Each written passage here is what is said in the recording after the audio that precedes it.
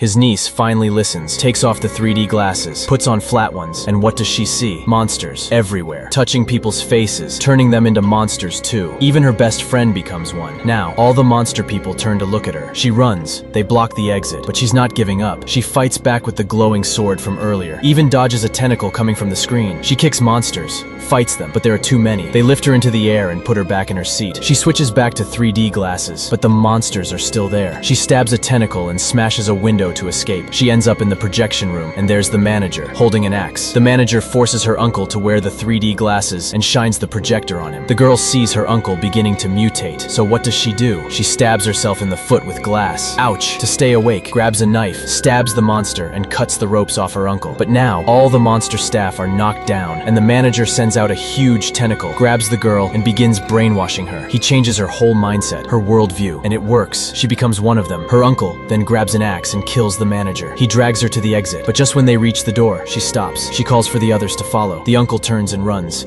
He opens the door and sees something terrifying. The whole world has turned into a monster-infested apocalypse. And the worst part, his niece is still trying to convince him to join them. At first, he refuses, but in the end, just to be with her, he accepts their way and puts on the theater's official 3D glasses. The end.